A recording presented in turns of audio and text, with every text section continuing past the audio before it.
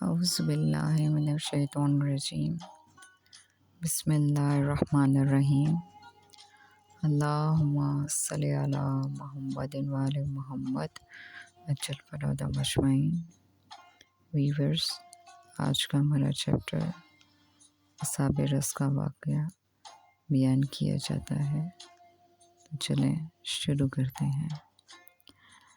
بسم اللہ الرحمن الرحیم، الحمدللہ رب العالمین، والصلاة والسلام علی سید الانبیاء والمرسلین محمد وآل طیبین الطاہرین، اما بعد۔ امیر المومنین حضرت علی ابن ابی طالب علیہ السلام نے فرمایا، تمام حمد اس خدا کے لیے ہے جو ہو چکا اس پر اور جو ہوگا اس کے مقابلے میں ہم اس سے مدد چاہتے ہیں، جس طرح اس سے جسموں کی صحت کا سوال کرتے ہیں، اسی طرح دین و ایمان کی سلامتی کے طلبگار ہیں۔ اے اللہ کے بندوں، میں تمہیں اس دنیا کے چھوڑنے کی وصیت کرتا ہوں جو تمہیں چھوڑ دینے والی ہے، حالانکہ تم اسے چھوڑنا پسند نہیں کرتے، اور وہ تمہارے جسموں کو کہنہ و بسیدہ بنانے والی ہے، حالانکہ تم اسے تر و تازہ رکھنے کی ہی خواہش کرتے ہو۔ تمہاری اور اس دنیا کی مثال ایسی ہے جیسے چند مسافر کسی راہ پر چلیں اور چلتے ہی منزل طے کر لیں اور کسی بلند نشان کا قصد کریں اور فوراً وہاں تک پہنچ جائیں۔ کتنا ہی تھوڑا وقفہ ہے اس گھوڑا دوڑانے والے کا کہ جو اسے دوڑا کر انتہا کی منزل تک پہنچ جائے، اور اس شخص کی بقا ہی کیا ہے کہ جس کے لیے ایک ایسا دن ہو کہ جس سے وہ آگے نہیں بڑھ سکتا، اور دنیا میں ایک تیز گام طلب کرنے والا اسے ہنکا رہا ہو، یہاں تک کہ وہ اس دنیا کو چھوڑ جائے۔ دنیا کی عزت اور اس میں فخر و سربلندی کی خواہش نہ کرو، اور نہ اس کی آرائشوں اور نعمتوں پر خوش ہو، اور نہ اس کی سختیوں اور تنگیوں پر بے صبری سے چیخنے چلانے لگو، اس لیے کہ اس کی عزت و فخر دونوں مٹ جانے والے ہیں، اور اس کی آرائشیں اور نعمتیں زائل ہو جانے والی ہیں، اور اس کی سختیاں اور تنگیاں آخر ختم ہو جائیں گی۔ اس کی ہر مدت کا نتیجہ اختتام اور ہر زندہ کا انجام فنا ہونا ہے۔ اصحاب رس کی تعین میں مفسرین کے درمیان بہت اختلاف ہے۔ اصحاب رس کے بارے میں یہ کہا جاتا ہے کہ یہ لوگ انتہائی خونخوار، سرکش اور جاہل تھے۔ حضرت صالح علیہ السلام اپنی تبلیغ کے ابتدائی دور میں لوگوں کی ہدایت کے لیے اپنے نمائندے بھی بھیجا کرتے تھے، چنانچہ آپ علیہ السلام نے اصحاب رس کی ہدایت کے لیے بھی اپنا ایک نمائندہ بھیجا، جسے ان لوگوں نے قتل کر دیا۔ پھر دوسرا بھیجا، وہ بھی قتل کر دیا گیا، یہاں تک کہ 3 نمائندے یکے بعد دیگرے قتل کر دیے گئے۔ تو آپ علیہ السلام نے چوتھا نمائندہ بھیجا اور اس کے ساتھ اپنا ایک ولی بھی بھیجا، چنانچہ ایک دوسرے کی مدد سے یہ لوگ محفوظ رہے اور اس کار ہدایت انجام دیتے رہے۔ مگر اصحاب رس کی خونخوار سرشت پر ان کی ہدایت کا کوئی اثر نہ ہوا۔ انہوں نے خدا کی اطاعت قبول کرنے سے انکار کیا اور کہا کہ ہمارا خدا دریا میں رہتا ہے جسے ہم سجدہ کرتے ہیں، اور وہ سال میں ایک دن عید کے موقع پر ظاہر ہوتا ہے۔ حضرت صالح علیہ السلام کے ولی نے کہا کہ میں اپنے خدا کا ایک حقیر بندہ ہوں، لیکن اگر تمہارا خدا میری اطاعت و فرما برداری کرنے لگے تو کیا تم لوگ میرے خدا کی اطاعت قبول کر لو گے؟ اصحاب رس نے کہا کہ اگر ایسا ہوا تو ہم تمہارے خدا پر ایمان لے آئیں گے۔ اس پر ولی صالح نے کہا کہ اچھا، تو عید کے دن میں پھر آؤں گا۔ عید کا موقع آیا تو دونوں نمائندے وہاں پہنچے۔ اصحاب رس دریا کے کنارے جمع تھے۔ یہ لوگ بھی بیٹھ گئے اور اصحاب رس کے خدا کا انتظار کرنے لگے۔ تھوڑی دیر میں ایک دیو پیکر مچھلی نمودار ہوئی جو 4 مچھلیوں پر سوار تھی۔ اصحاب رس اسے دیکھتے ہی سجدے میں گر پڑے اور اپنی اپنی مرادیں مانگنے لگے۔ حضرت صالح علیہ السلام کے ولی نے اس مچھلی سے کہا کہ اے مچھلی، بحکم خدا تو میرے پاس چلی آ۔ وہ اپنی سواری سے اتری اور دریا سے ایک جست لگا کر ان کے پاس آ گئی۔ پھر کہا کہ واپس جا۔ وہ واپس چلی گئی۔ پھر کہا کہ اپنی سواری کے ساتھ میرے پاس آ۔ وہ چاروں مچھلیوں کے ساتھ ان کے پاس آ گئی۔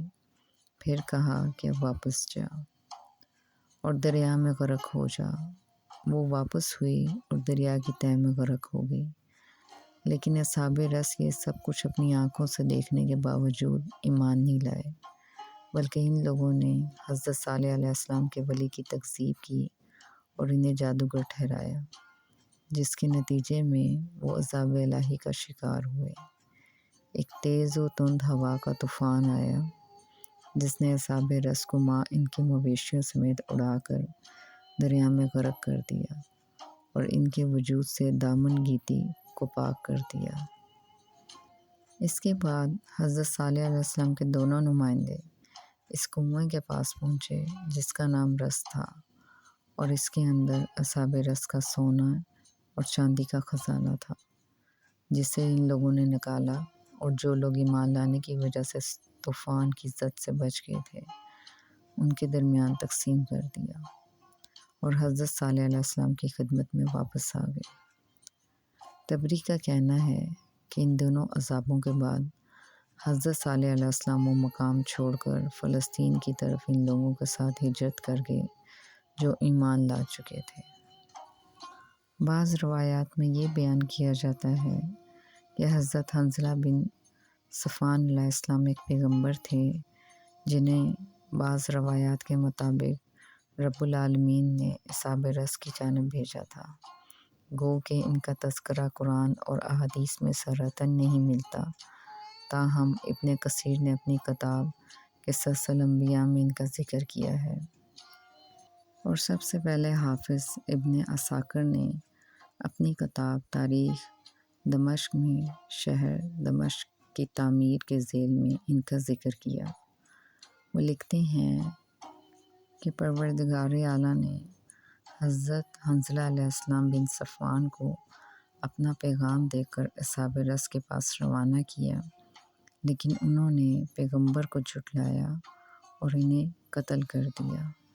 بعد ازاں عاد بن اوس بن ارم بن سام بن حضرت نوح علیہ السلام اپنی اولاد کے ساتھ یہاں سے کوچ کر گئے اور احقاف میں سکونت اختیار کی۔ پروردگار عالم نے اصحاب رس کو ہلاک کر دیا۔ عاد کی اولاد نے یمن میں بدوباش اختیار کیا اور بالآخر جرون بن سعد بن عاد بن اوس بن ارم بن سام بن حضرت نوح علیہ السلام دمشق کی سرزمین پر پہنچے اور وہاں نیا شہر بسایا۔ پروردگار عالم نے حضرت ہود علیہ السلام بن عبداللہ بن ربا بن خالد بن خلود بن عاد کو اپنا پیغمبر بنا کر عاد کی اولاد کے پاس احقاف بھیجا، لیکن انہوں نے بھی پیغمبر کو جھٹلا دیا، چنانچہ ان پر خدا کا عذاب نازل ہوا اور وہ ہلاک ہو گئے۔ لیکن ابن عساکر کی ذکر کردہ اس روایت کی سند نہیں ملتی، اس لیے اس کی صحت مشکوک ہے۔ اور بعض مفسرین نے لکھا ہے کہ اصحاب رس حضرت حنظلہ علیہ السلام بن صفوان کی قوم تھی۔ قرآن میں پروردگار عالم نے سورہ کاف میں اس قوم کا ذکر کیا ہے۔ یہ قوم صنوبر درخت کی پجاری تھی جسے یافس بن حضرت نوح علیہ السلام نے کسی چشمہ کے کنارے لگایا تھا۔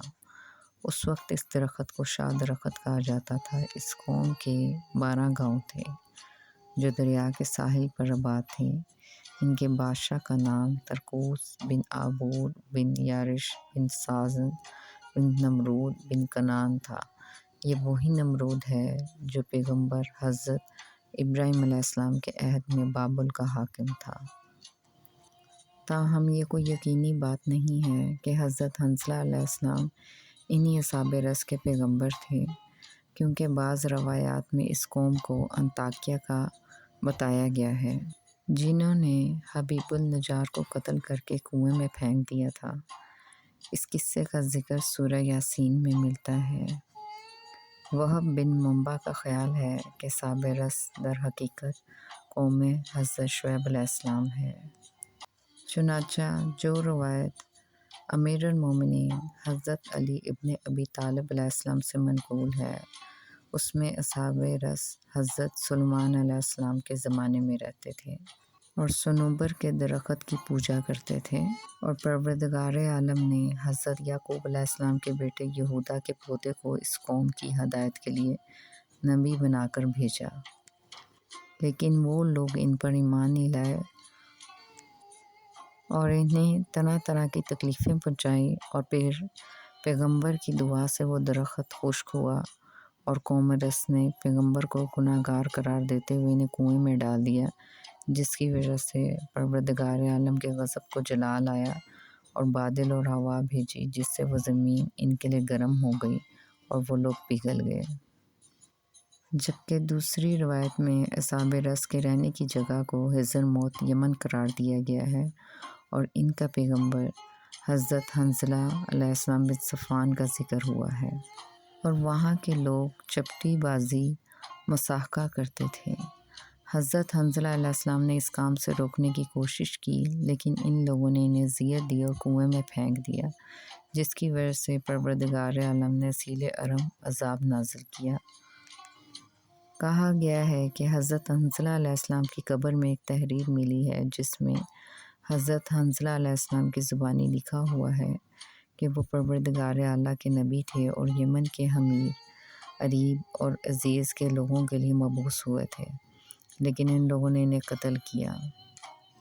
الکافی میں مرقوم ہے کہ حضرت امام جعفر صادق علیہ السلام کے پاس کچھ عورتیں آئیں۔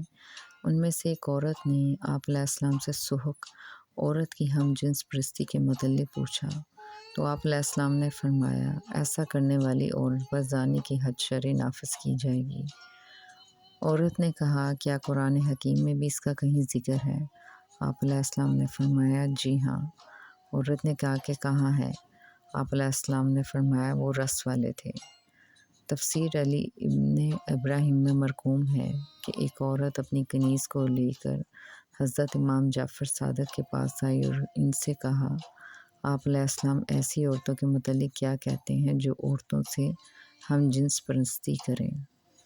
آپ علیہ السلام نے فرمایا، ایسی عورتیں دوزخ میں جائیں گی جب قیامت کا دن ہوگا تو ایسی عورتوں کو آگ کی چادریں پہنائی جائیں گی اور انہیں آگ کے موزے پہنائے جائیں گے اور آگ کے برقعے پہنائے جائیں گے، اور ان کے شکموں اور شرمگاہوں میں آگ کے ستون داخل کر کے انہیں دوزخ میں پھینک دیا جائے گا۔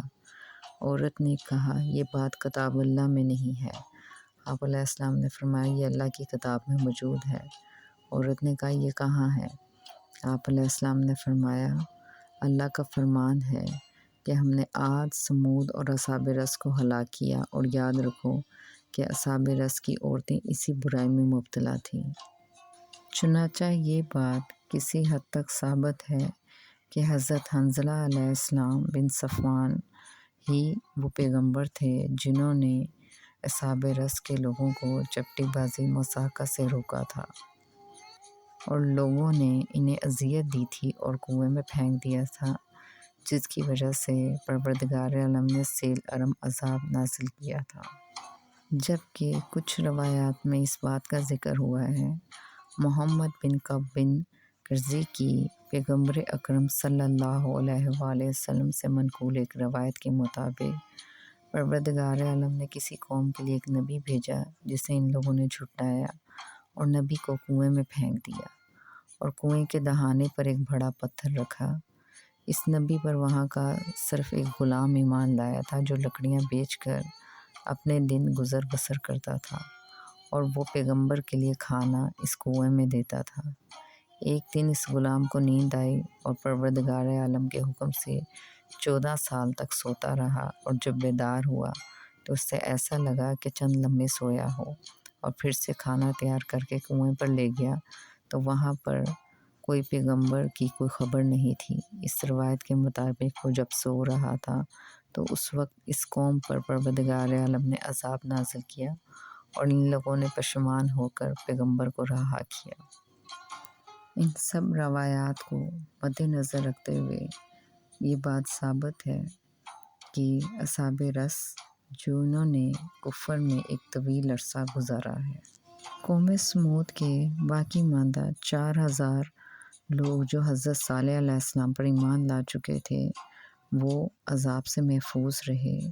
ان سے اصحاب رس کی ابتدا ہوئی اور انہوں نے کفر میں ایک طویل مدت گزاری، جس کے بعد ان کی قوم کو حضرت سلیمان علیہ السلام بن حضرت داؤد علیہ السلام کے بعد پروردگار عالم نے ہلاک کیا تھا۔ بس ویورز، ہمارا یہ موضوع یہیں تمام ہوا۔